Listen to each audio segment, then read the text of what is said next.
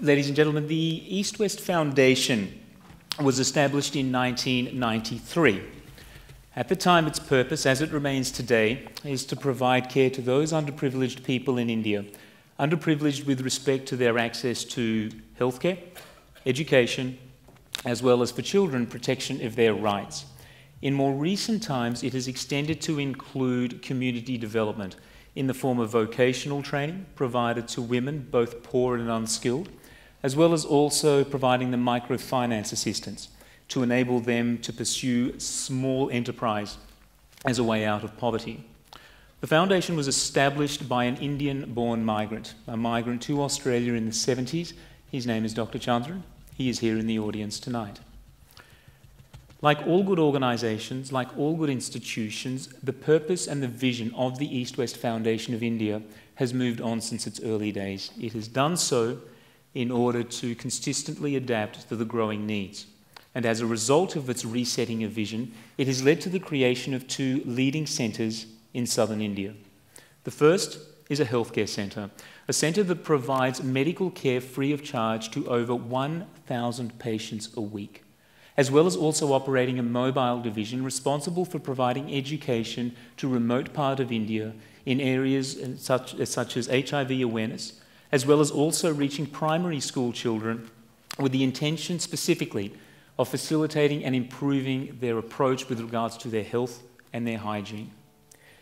The second is a home that caters for over 50 children, boys and girls, a home that results from children being left abandoned by their parents or orphaned.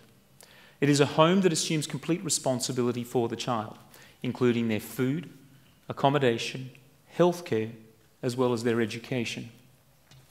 A few years ago marked a momentous occasion for the East-West Foundation of India.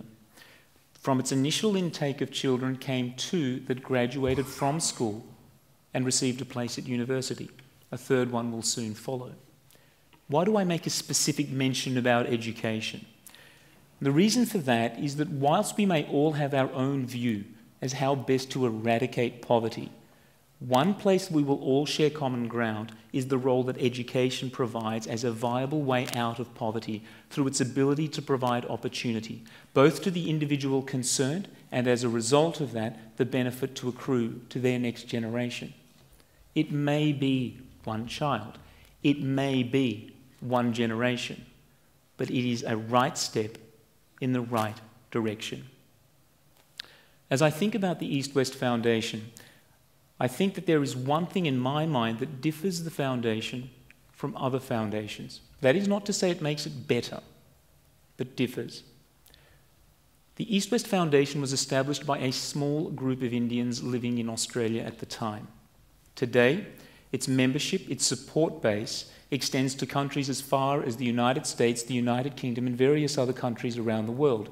Today, its membership base comprises a majority of non-Indians, many of whom have never been to India, many of whom never will. It is with that it is a poignant time to pause and reflect on the East-West Foundation of India and why I think it differs from others. At a time when we hear so much that is negative with multiculturalism in the form of secularism, racism, the East-West Foundation of India provides us a timely remember of all that is good with multiculturalism in its ability to encourage, facilitate, and to support generosity from those around the world whose interest it is to see those underprivileged provided with a basic level of rights. Rights irrespective of skin colour, irrespective of the language they speak, irrespective of the familiarity to the country. In doing so, the East-West Foundation speaks to the building of a bridge that facilitates greater and deeper and global support with one specific objective in mind: to raise more awareness, assistance and resource than otherwise would be the case if it were not for its global support. It is not by accident that the East-West Foundation was called that when it was established. This idea of a global vision or a global support base existed back when it was created. If I were a US president, I would speak to the audacity of hope. But US president or otherwise, it remains the audacity of hope for a small few to share a vision to create this international bridge. that leads to India. Recently, the East West Foundation celebrated its 20-year anniversary, and in doing so, it provided an opportunity to reflect on all that it had achieved, as well as resetting its goals for the challenges that lay ahead. After all, those underprivileged extends well beyond those that the Foundation currently touches, and as a result, they seek your support. Whether you are someone who is thinking of getting behind a cause, but perhaps have not found the right one, or whether you are someone who is already supporting one and now perhaps thinking of supporting another, all they ask is that you merely consider the East West Foundation. And for those of you interested, information will appear at the bottom of your screen that will describe the various programs that it offers and how you can assist and get involved. Some of you may ask, how did I come to find out about the East West Foundation? And for me, my first connection occurred in 1995. It was in Australia. I was asked to participate in a charity or a musical concert. It was one of the first events that the East West Foundation staged. It is hard to imagine that some 18 years have passed, even harder to imagine that we connect in a foreign country. But as meaningful and as significant as that is to me personally, that is not what specifically caught my attention. More specifically, it was a story I heard at the beginning of this year. A story which, when I left and thought about deeper afterwards, categorized both tragedy and triumph in the same breath. Dr. Chandran was in Singapore, and when he arrived here, he reached out to me to reconnect. At the same time, he was asked to do an interview for a newspaper publication here about the East West Foundation of India. When I met him, the interview was taking place. I sat down and I started to listen to the interview. At the time, the reporter asked the question, Dr. Chandran, the home that the East West Foundation operates, is it for girls or for boys and girls? Dr. Chandran paused and then replied, it used to be for girls, but that changed. You could sense something significant had happened. So too did the reporter. He asked what had happened.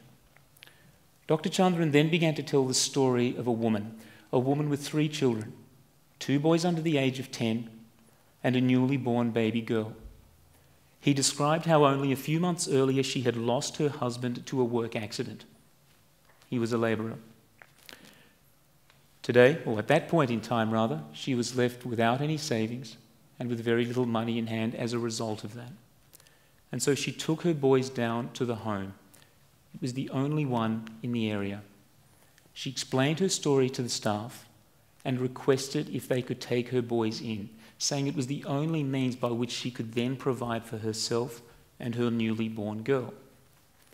But unfortunately at the time, the foundation and the home only catered for girls, for they were seen as being at bigger threat and bigger risk from being left homeless. And as a result, the home was unable to help. But the lady begged, she pleaded to take her boys in. But their hands were tied. Eventually the girl left. The lady left with her 3 children. And when she did, she returned home, she walked into the kitchen, she locked the door, and in front of her boys, she set the kitchen alight.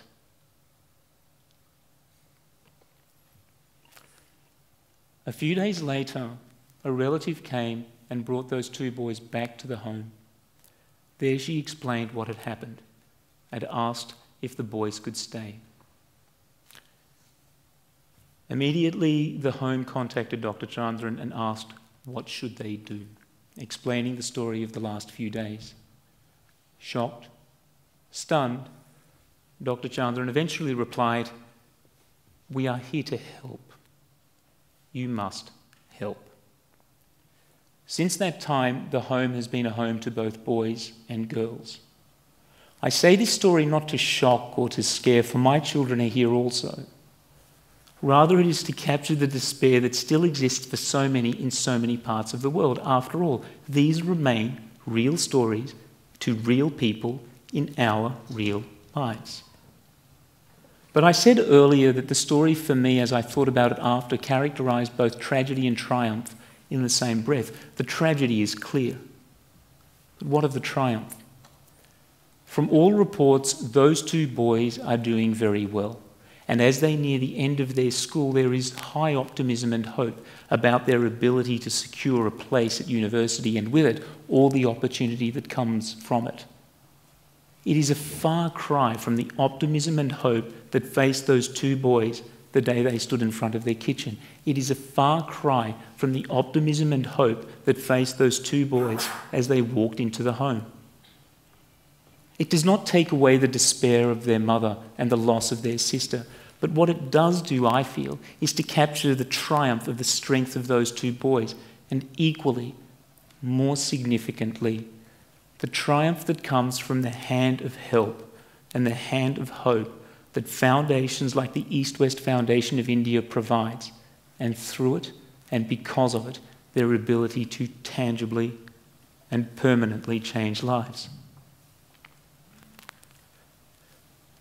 Ladies and gentlemen, as we often do, we could talk a lot more, in this case about the East-West Foundation of India, but why tell you when we can show you? After all, a picture tells, but 1,000 words.